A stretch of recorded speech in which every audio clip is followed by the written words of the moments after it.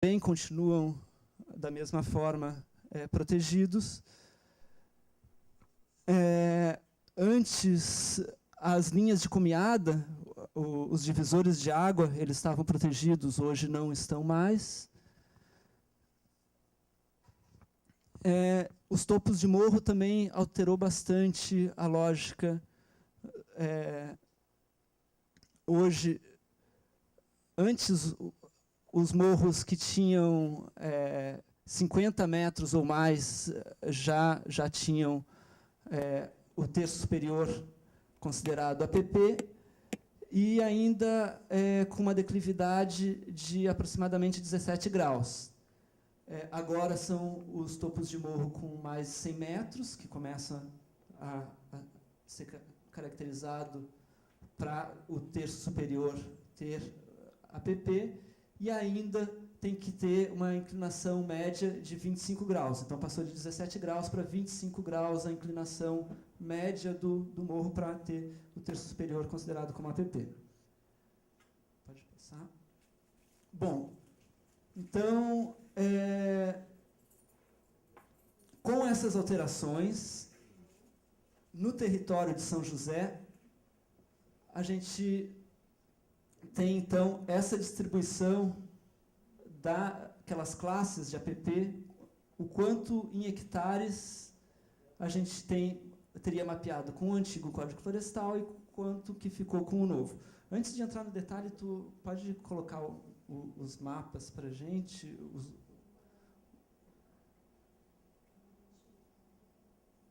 Isso, o antigo.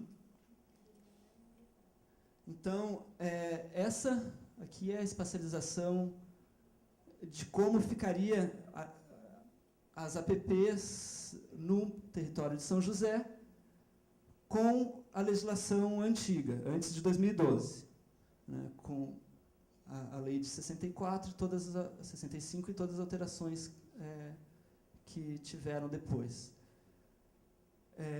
Pode mostrar. E assim ficou com o novo Código Florestal, a espacialização no território de São José. Volta. Então, dá para ver que os topos de morro reduziu bastante, as faixas marginais de curso d'água também reduziu bastante. Então, deu uma alteração significativa da espacialização das APPs no território, com a alteração do Código Florestal, né? Aí volta lá para o gráfico, então. Então, se a gente for ver os cursos d'água com menos de 10 metros de largura, praticamente ficou a metade do que era antes agora, né, as faixas de APP, porque saíram os cursos que são efêmeros, né, só os cursos d'água perenes agora que são mapeados. Os de mais de 10 metros de largura ficou a mesma coisa, encosta também a mesma coisa, as nascentes reduziu um pouco também, porque agora a gente não tem mais previsto as faixas de APP nas nascentes que não são contínuas também. Manguezal continua a mesma coisa, o topo de morro alterou bastante, né, como vocês viram, deu para ver no mapa, e aqui a gente vê em números também. Agora não tem mais a linha de cumeada, e também as alterações que tiveram nos reservatórios de água, nenhum dos reservatórios que tem em São José hoje se enquadram para ter APP, né? Então, a gente tem uma situação que, comparando o Código Florestal antes de 2012 e as alterações que tiveram após 2012, reduziu significativamente no território. Então, a gente tinha 6.240 hectares, somando todas aquelas áreas, que dava aproximadamente 44% do território com APP, e agora a gente tem 2.437 hectares, aproximadamente 17% do território com área de APP. Deixa eu só contribuir com isso. Isso a princípio, na nossa experiência nos vários municípios, em várias regiões do estado, né, Santa Catarina, é bastante normal encontrar entre 40, 50 ou até mais do território com APP, quando se mapeia a APP a partir de uma interpretação que não está se escamoteando nenhum dos critérios da legislação. Né? Então, isso aqui não é uma realidade fora do normal. Em Santa Catarina, ter 40% a 60%, 50% a 40%, 60% de APPs, o problema é que os planos diretores dos municípios e os mapeamentos, né, como a gente viu já naquele de 85 e outros, isso não é nenhuma raridade, como a gente tem que fazer, chegar e enfrentar essa questão em todos os municípios, quando a gente faz uma interpretação e faz uma espacialização responsável, tecnicamente bem embasada, e com informações, com recursos, né, a gente sempre chega nessa faixa de 50% do território, né, dado o tipo de feições geográficas que a gente tem, de drenagem que a gente tem, de recursos hídricos. Né, isso é bastante normal, né, para o sul do país e para Santa Catarina. Então, não existia nada demais em São José ter 44, não existia nenhuma diferença de nenhum outro município que tenha mapeado corretamente suas APPs. Né? Se você encontrar um mapeamento de APP na legislação anterior com algo diferente de 50%, né, pode procurar. E que quem fez esse mapeamento esqueceu alguma coisa ou muita coisa, dependendo dessa diferença. Já isso aqui não. Isso aqui é usando o mesmo critério, as mesmas informações iniciais e o que refletiu no território as reduções de alguns critérios, que talvez à primeira vista do cidadão e mesmo dos técnicos, sem experimentar a espacialização desses critérios, talvez não consiga dimensionar o tamanho dessa redução. Mas essa mesma redução... Mas é assustador, olho nu assim. É assustador. E em Minas Gerais, a gente fez um trabalho conjunto.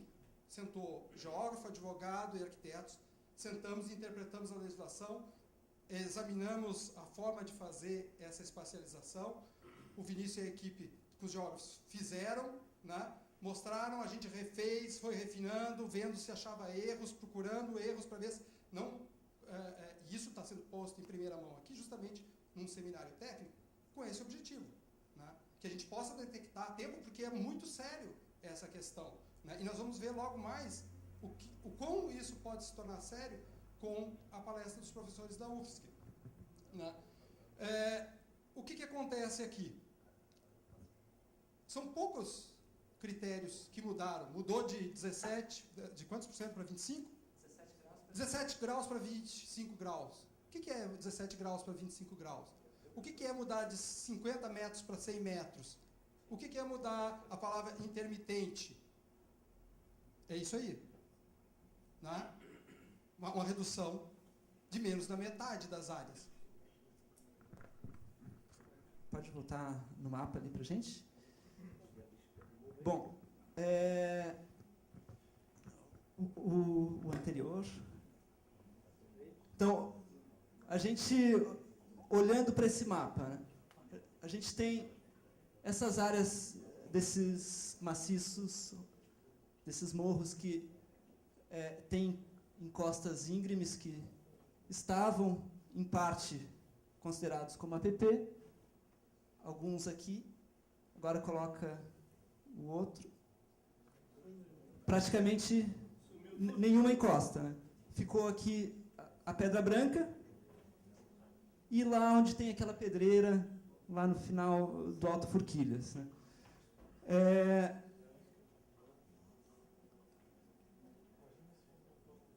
Volta para mim nos objetivos, na definição de APP. Bom, a legislação federal, ela diz o quê? Que a APP ela tem a função de preservar os recursos hídricos, preservar a paisagem, preservar a estabilidade geológica, preservar a biodiversidade, facilitar o fluxo gênico de fauna e flora, proteger o solo, assegurar o bem-estar das populações humanas. Será que aquela espacialização, que na verdade é apenas a espacialização do que a legislação federal diz de APP, ela está dando conta de cumprir aquelas funções? Não, nenhuma. Bom, a gente tem... a gente poderia olhar várias daquelas funções e tentar ver se elas estão sendo cumpridas. Se elas, de alguma forma, a gente consegue cobrir aquelas funções. Eu acho que a principal delas que a gente tem é a última delas, que é assegurar o bem-estar das populações humanas. Todas as outras, elas visam assegurar também o bem-estar das populações humanas. E ainda dentro de assegurar o bem-estar das populações humanas, a gente pode olhar um aspecto do bem-estar da população humana, que é o risco. Que é se a gente consegue garantir que as famílias vivam com tranquilidade, que quando os pais forem trabalhar, eles, quando estiver chovendo, tenham a tranquilidade de saber que os seus filhos que estão em casa estão num lugar tranquilo, que não vai ter um desabamento e chegar em casa, os filhos estão soterrados, ou até que esteja numa área inundável e tenha que sair correndo do trabalho para levantar tudo que está dentro de casa. Então, olhando só sobre o viés do risco, para minimizar os riscos e garantir o bem-estar das populações humanas, a gente tem alguns instrumentos hoje que podem nos auxiliar a delimitar melhor as APPs e aí a gente traz para a discussão agora. Um dos estudos é um estudo que já foi feito pelo CPRM. Posso só complementar? Pode. Essa mesma legislação federal que reduziu, flexibilizou os parâmetros para a proteção de APPs, né, ela não tirou a responsabilidade do município. Ela tirou sobre a responsabilidade federal. Ou seja, parâmetros que antes eram considerados, talvez, demasiados em algumas áreas, né, para serem genéricos para o país inteiro, que era esse um dos argumentos do discurso, foram reduzidos, mas, ao mesmo tempo, não se tirou a responsabilidade de suplementar ou complementar no que couber. Ou seja, nós temos que, ao mesmo tempo que antes era mais comum falar em APP e todo mundo entendia APP é APP federal, sempre existiram áreas de preservação permanente, ou estaduais ou municipais, e agora, talvez, mais do que nunca, esse é um motivador desse seminário, a discussão do enfrentamento disso. Em parte, agora a gente não pode, e talvez não deva, e nem tenha como ficar só com o parâmetro federal, porque o parâmetro federal foi feito para um país continental, né, num momento em que houve essa vamos dizer assim, flexibilização, só que as nossas populações não estão mais seguras se a gente trabalhar só com esses parâmetros. Então, é um trabalho conjunto de buscarmos fazer uma definição, aquela que se reclamava. Ou seja, cadê o estudo técnico, cadê o conhecimento da realidade específica e que vá na distância suficiente, necessária, para responder àquelas funções que se mantiveram como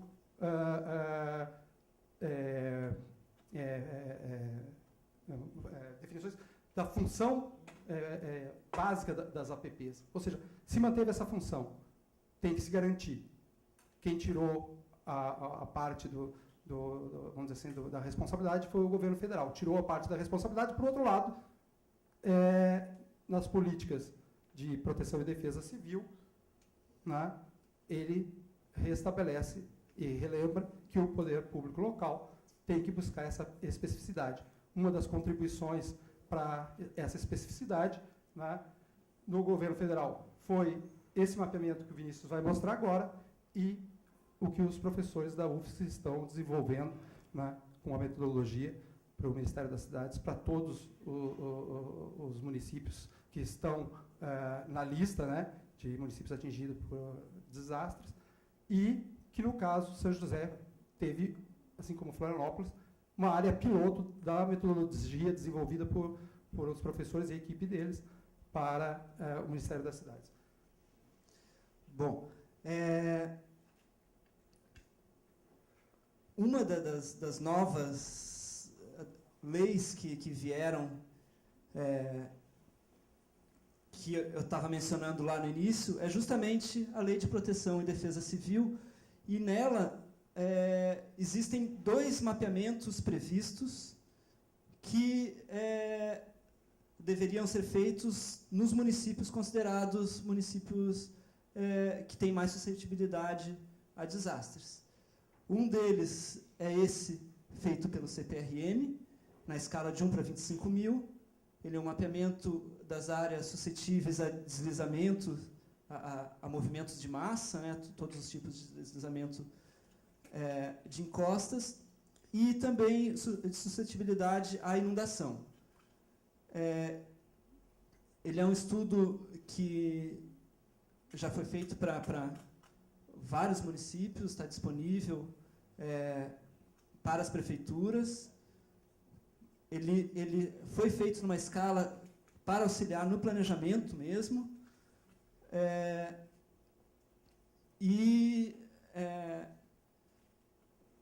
a gente, então, em cima dele, a gente consegue identificar, pode ir lá no mapa de novo, a gente consegue identificar, então, as áreas que têm alto, médio ou baixo risco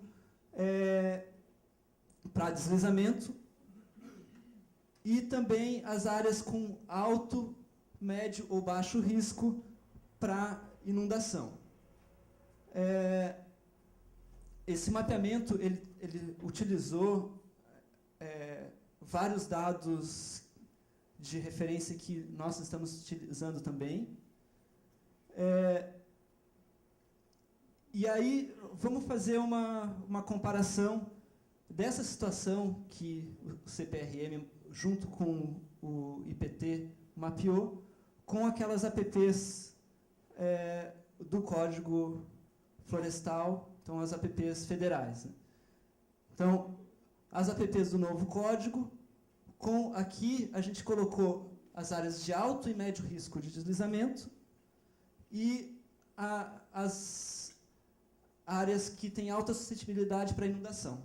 Então, a gente tem as 2 classes, alta e média suscetibilidade para movimentos de massa, para os deslizamentos, e a alta suscetibilidade para inundação. E todas as classes mapeadas de APP que tem algum rebatimento no território de São José.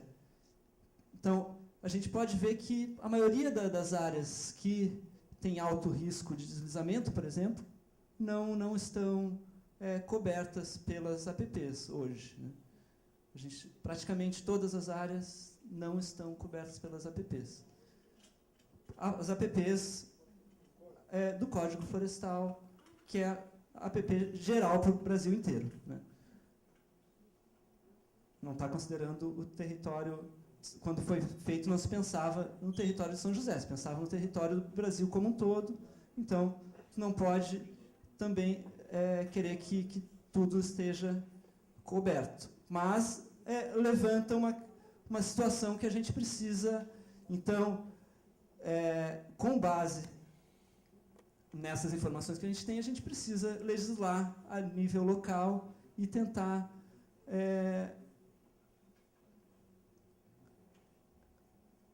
identificar essas áreas e tratar da melhor forma possível dentro do zoneamento.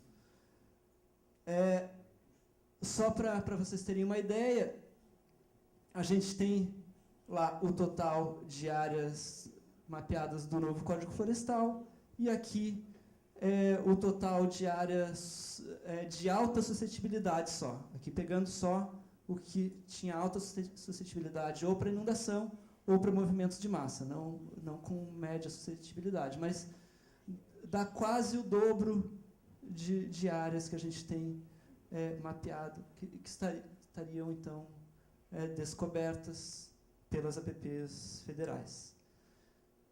Então, com essa situação que foi mostrada agora, a gente tem, então, uma situação que a gente precisa, então, no que tange a questão do risco a desastres naturais, e pensando na qualidade da vida das famílias, das pessoas. Aquelas APPs do novo Código Florestal, elas dão conta de atender às próprias finalidades previstas em lei da APP? Não. E o planejamento da ocupação do espaço deve enfrentar a necessidade de restringir as ocupações em áreas de risco? Sim. Então, esse é o questionamento que a gente gostaria de fazer e trabalhar com a sociedade agora em cima dessa questão. E tenho certeza, na verdade, que o estudo que vai vir agora, vai ser apresentado pela UFSC, vai nos ajudar bastante também nessas decisões que a gente tem que tomar na definição, não só de APP, mas também de outras áreas ligadas à questão ambiental, outras classes que a gente possa trabalhar dentro do uso e ocupação do solo no território de São José. Obrigado, Vinícius. Eu vou pedir que, durante a última apresentação agora dos professores Joel e Juan, quem quiser pedir para fazer questionamento, já possa ir se inscrevendo. Eu já tenho a inscrição do vereador Amaury dos projetos, mais alguém, vice-prefeito também, e podem só levantando a mão ou passam o nome para um dos nossos estagiários, e a gente vai colocando na ordem aqui. Por favor, Bianca, pode convidar os professores? Então, eu gostaria de convidar os professores Juan Flores e Joel Pelerran para fazerem essa segunda parte, então, da apresentação. O professor Juan Antônio Altamiro Flores possui graduação em Geologia pela Universidade Federal do Rio Grande do Sul e em Engenharia de Minas pela também Universidade Federal do Rio Grande do Sul. Possui mestrado em Geociências, também pela Universidade Federal do Rio Grande do Sul, e doutorado em Geociências pela mesma universidade, e Minerais também na Universidade de Poitiers, da França. Possui pós-doutorado em Minerais Industriais e Meio Ambiente pela Universidade Federal de Santa Catarina.